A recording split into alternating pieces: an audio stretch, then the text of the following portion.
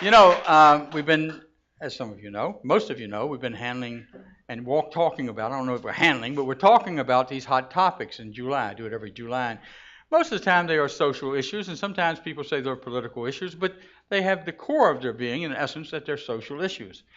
This week, I really struggled a little bit in the past 2 weeks of what to talk about this week because I had announced all along that it would be America's epidemic called suicide. But you see, when we first started these series, was the first week in July, and most of you know that that was a pretty tough week in America.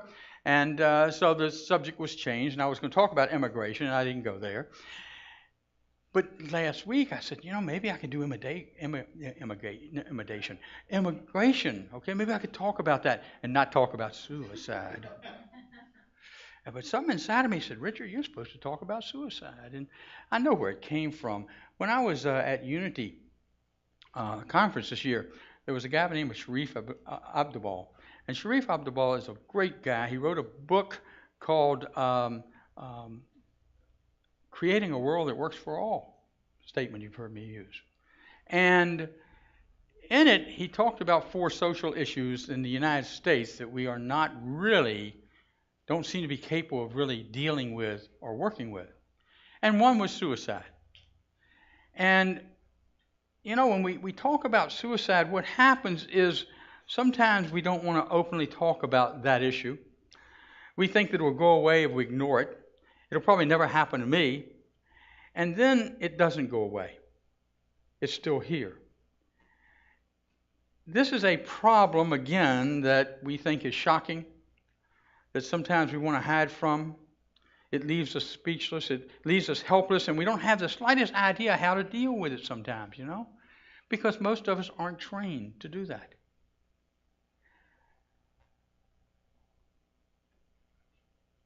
There was, and I will get some statistics in here, there was a report published earlier this year by the National Center for Health Statistics where they labeled suicide as an epidemic. An epidemic. And the reason is because from the year 2000 or 1999 to 2014, suicide is raised from about 13.2 people per 100,000 to today it's 26.2 people. It's doubled. Part of that, I think, is because a lot of us was veterans, and we know the plight and the challenge that they have. And the other thing is that it's had an effect, interesting enough, on the average lifespan of men and women of America. It's that much of a challenge. So it does underpin, if you would, the idea that you and I need to be more aware of it, I believe, and that it's closer to us than many people think. Now, just as an example, how many people here knew personally or knew of a family who was affected directly by 9/11, whether they be a responder, whether they have lost their life there, whether they were there on the scene, whatever? If you did, would you please stand up? Wow. That's phenomenal. Now stay standing. If you have met someone who's tried to commit suicide, if suicide's been in your family, if you have experienced the desire to do away with yourself, and we all may have at some point, most of us have, to some degree. Now the degree of it, I'm not suggesting that it's a permanent thing, but if you are aware of somebody who has tried to commit suicide and or people who've talked about it, would you please stand up? Now look around. 9/11 was obviously a traumatic moment. But if you look at this is a traumatic moment as we just come to honor and to understand about that. You may be seated. So maybe you've considered, maybe you have never will consider suicide. I have considered suicide. Not seriously, I know it wasn't. It was just kind of thought, And then I decided I was too scared. I didn't have the courage. And I thought it did take courage to do that. And I still think it takes some courage to do that, depending on the circumstances.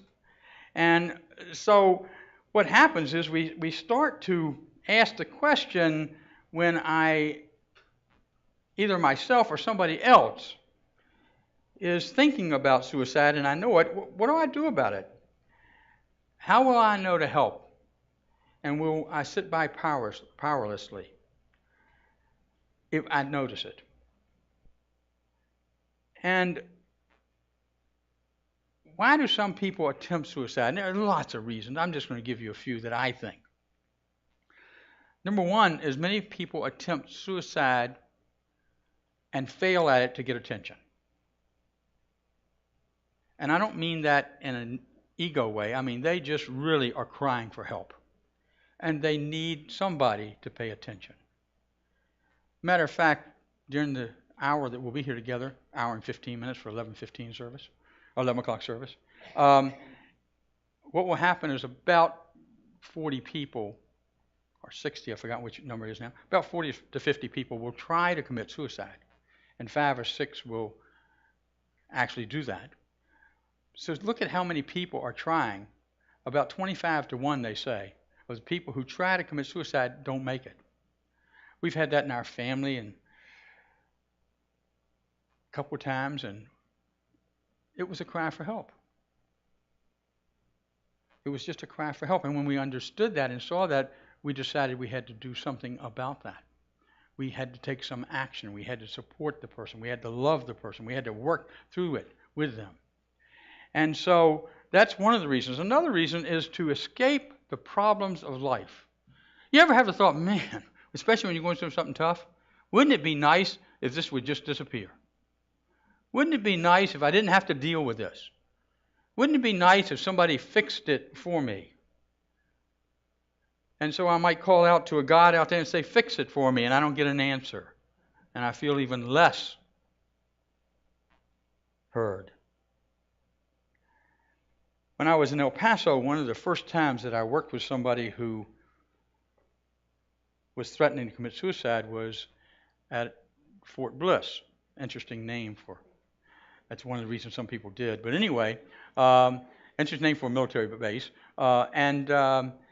What happened was that one of the folks there from our congregation who was in the service called me and said, Richard, would you talk to a young man? And he's come in and he says that he wants to commit suicide. And he's serious about it. He's got a plan. And, of course, I said yes. And then I said, Vicki ought to be here talking to him. She's trained in this, okay? Not me. But I did see this young man. And as we talked together, the first thing I found out is that he was in the military in El Paso, Texas, and his girlfriend in New York wrote him a letter, and they called it a Dear John letter.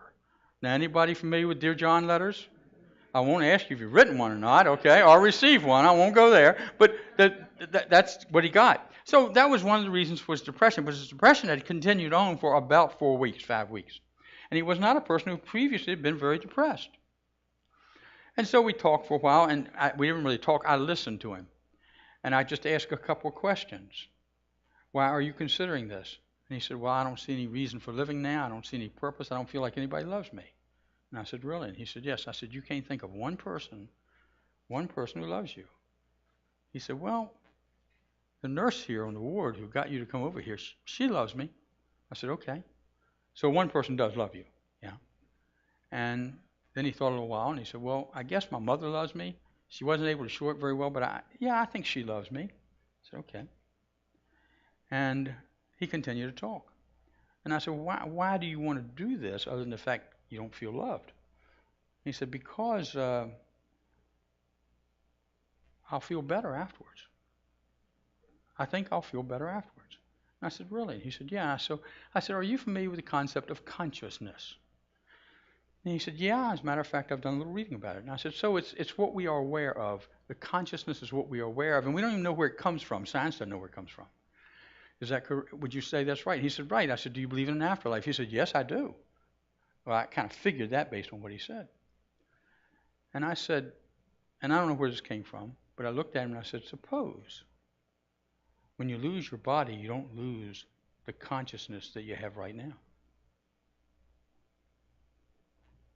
He thought about that. He said, you think that's possible? I said, I think so. The body is just a fixture. Our consciousness is permanent. except it changes over time. It's eternal, but it changes, thank God. He said, you mean that if I take my life, I'll be right back where I started? And he laughed too, and I laughed, and I said, yeah, you could be. I said, I don't have any evidence of that, but that's what I believe. He said, that makes sense. And so he got the treatment. And the real reason I was there is to convince him he needed the treatment, okay? Not to be the person doing the treatment. So he agreed, he got the treatment. I stayed in touch with him for about a year after that, and then he was sent somewhere else. He came to the church for a while, and he got through the depression. He got over the Dear John letter. And lo and behold, he met somebody and got married a year later, okay? And so, you see, he was just in a temporary state of mind and not in a permanent situation. So sometimes people don't feel like they love. Sometimes they think it's going to be better as they get to the other side. And that really creates this desire, maybe, if it lasts for a while, to commit suicide. And I've said this, they don't feel that they belong. They feel like they're an outsider sometimes. You know, people who are bullied don't feel like they belong. When the truth is they're the ones who belong, not the bullier. And sometimes they feel like, again, that they're not loved. If they had a parent or parents that couldn't show their love, even though they loved them, didn't know how to say I love you, didn't know how to show it, didn't know how to communicate it, and that happens, then they felt unloved, mostly abandoned sometimes. And so they think that maybe this is a way out since they feel isolated and all alone. Another thing is that they don't have a vision of a brighter future. They're so wrapped up in the moment, okay? Now, this is one of the times when you want to get out of the moment if you like that, okay? But when you're in the now moment and you feel like there is no way out of this, that never will get any better, because I've been dealing with this for a while and I know it won't get any better. This guy was 24 years old, okay? They feel there is nothing to live for and life is not worth living and there is no hope. So they feel trapped in a hallway with no light and no doors. That's called hell in the hallway, as Ellen Davenport talked about. So in other words, they feel like they're already living in hell. So there's got to be something better. Another thing is a person continues depression for more than 2 weeks. More than 2 weeks. There is a probability that they need to be on suicide watch or need help. And the other thing is that if an individual is bipolar, we have a couple people in our family who are bipolar. We probably all have people that we know in our families or friends that are bipolar. That about 25 to 50% of the people who try to commit suicide do that through their bipolar disease. And it's because of that manic depressive state. You know, there's somebody in our family, and when this person starts to be exuberant and just talking and starts to be unrealistic in what they're talking about, and then about 3 days later, 4 days later, they're down to life's not worth living. That is a sign of potential suicide. And so what we have done is wrap the family around this person, love this person, cared about this person, talked with this person, so that she would get the help she needed and is getting the help she's needed. So she doesn't take out or carry out an act that will actually end her life. And I would say that that's the way to treat and work with people who are working with this. The first thing we need to do in working with what I call this epidemic is let go of shame and bring suicide into the light. There is no shame in suicide. The causes are normally of emotional and mental stress. And in a split second, somebody makes a decision, and that's where they are in that moment. And so what happens is we don't want to talk about it. We don't want to share it. because we think something's wrong with it. So we need to release the shame and bring suicide, as I said, into the light. We don't need to leave it in a hallway, and this means that we must not think that mental illness is a stigma. And some of that still exists. When I was a 12-year-old young man who thought he was 20, my mother had a nervous breakdown, and my mother got psychiatric need. And let me tell you, in the 50s, you didn't tell anybody about that, supposedly. But that's not what my parents did. They let the family know, they let my sister and I know, and they shared with us that it was not our problem. We were not the cause of it. It was much deeper than that. And Mother got to the point she stopped speaking and stayed in bed. But we still loved her. My dad loved her dearly. Her mother and father showed up to support her. And I remember the day when I came home from school and she said the first words she had said to anybody for 3 to 4 months. And her words were, "I love you."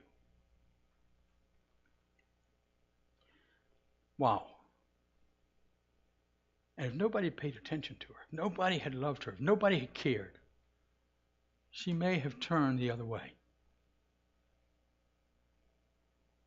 The second thing is we need to be alert to the signs in others and ourselves. And there's a list that we have here, and it's in your bulletin, and you're welcome to take it home. It has a national hotline there, and it has Silent Unity's phone number.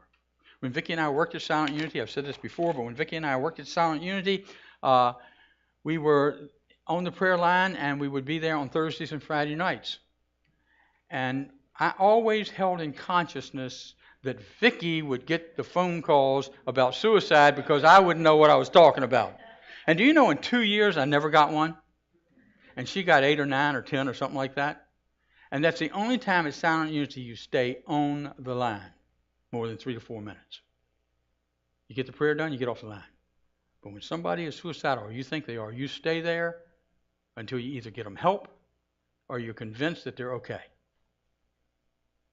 And so call that line if you find yourself in that situation, or maybe you find somebody else in that situation. And then another thing we can do is we can let go of the shame, but we can be alert to the signs, and then we can get help for others or yourself. If you have any indication, if you feel really depressed, if you feel out of sorts, if you feel nobody in this church cares about you, call Vicki or myself, please. Pick up the phone. We'll be there for you. Call Silent Unity. Reach out. Help yourself. Doing that, you'll help others. And if somebody in your family has committed suicide, don't blame it on yourself. Either as a parent or a child, a sibling, or a grandparent. It's just a decision they made in a moment where I believe they're not thinking clearly at all. And goodness gracious, please don't believe that a person who commits suicide is going to hell. That is a myth. That's what caused the shame. One of the things I do is I read lots of messages and sermons as I prepare for these lessons these days.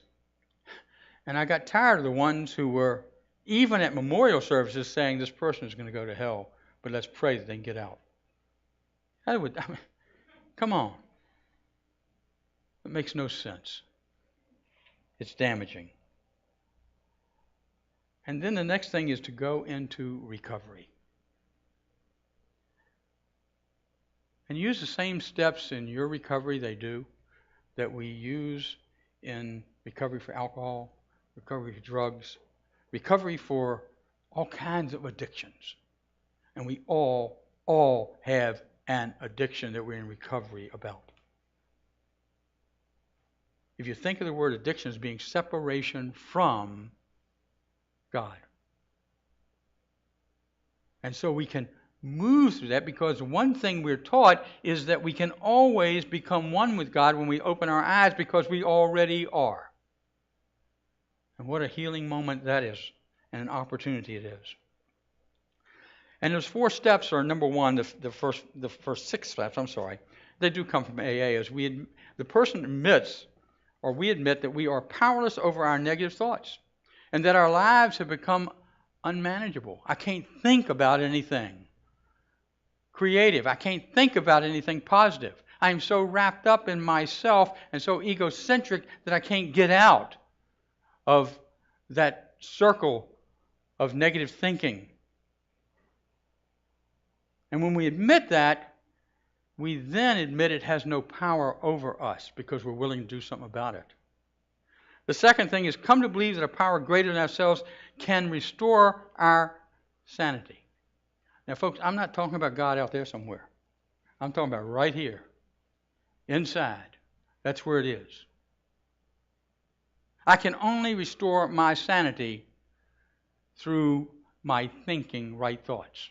I can only restore my sanity by understanding that I truly am a spiritual being, having a spiritual experience in the human condition, which is not always fair.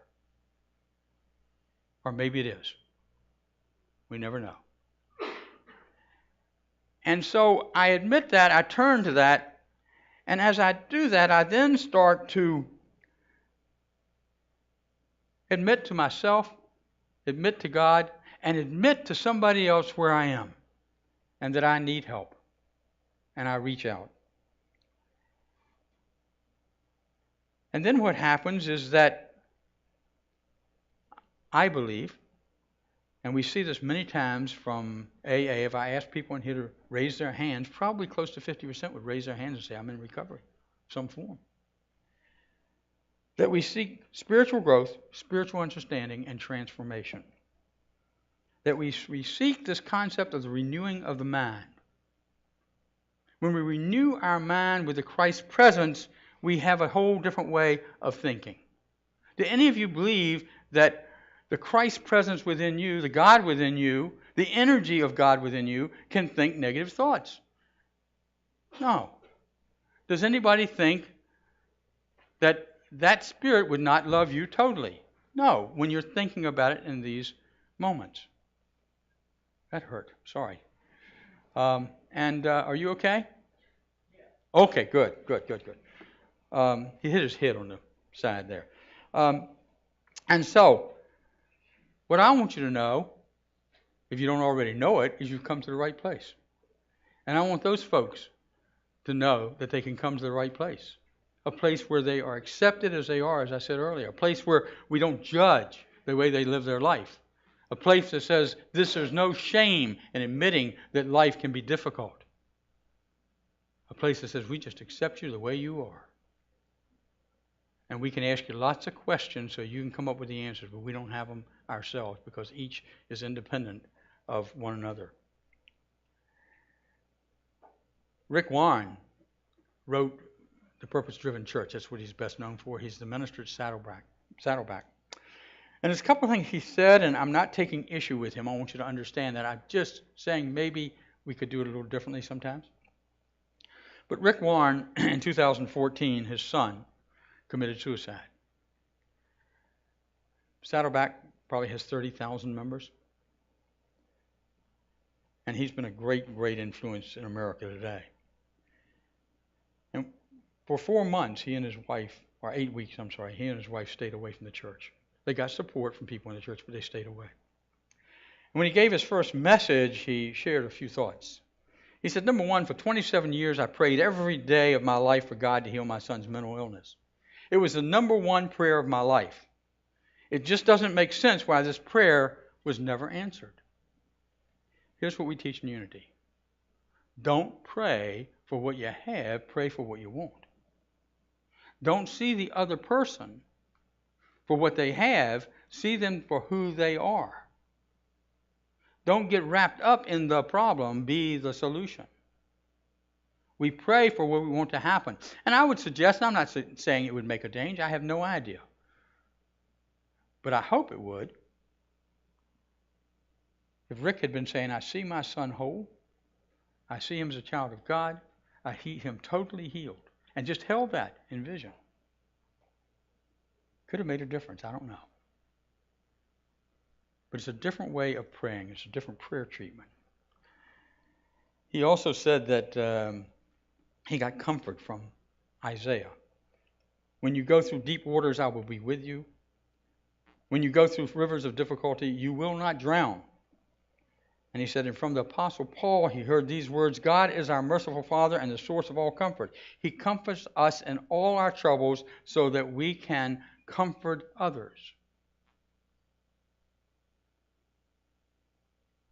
If you're depressed, one of the ways to get out of depression is get up and go help somebody. Even though you don't want to get up. Just do it. And it'll help. And he made a promise to Saddleback, which he's keeping. And that is to remove the stigma around mental illness. To remove the stigma around suicide.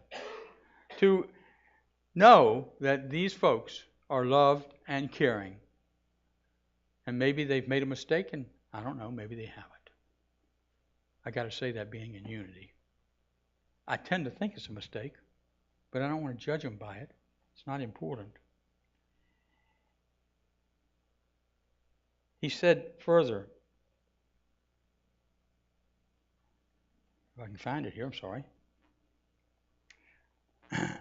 Well, basically what he said, I'll find it later, obviously, it's somewhere there. But anyway, he said, mental illness is not our identity.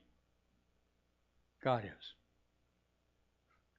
He said, mental illness is not our character. God is. He said, our bodies are temporary. Our brain and our thinking as human beings is temporary.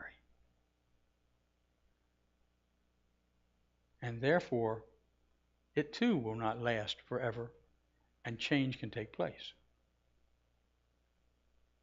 So he began to see this whole issue differently, with hope and with love.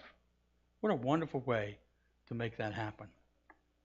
Anne Frank, in her diaries, inverted Cicero's common cultural idiom, where there is life, there is hope. You've heard that before, right? What she said is, where there is hope, there is life. It fills us with fresh courage and makes us strong again, and she wrote that when she was being held in secrecy from the Nazis. And it would seem to me that it's highly significant a young Jewish woman who was facing the horror of life's destruction should overturn the definition of hope offered by a comfortable first century Roman statesman. Only when the trappings of our comfortable lives are stripped away do we see how enduring hope really is. It is important. Life is not a source of hope. Hope is the source of life, but it is not dependent upon life. Again, Paul says, hope does not disappoint us because God's love has been poured into our hearts through the Holy Spirit that has been given to us. Talking about a metaphysical interpretation, okay, or term, or even statement directly. He's saying underneath it all that Spirit is within us, supporting us,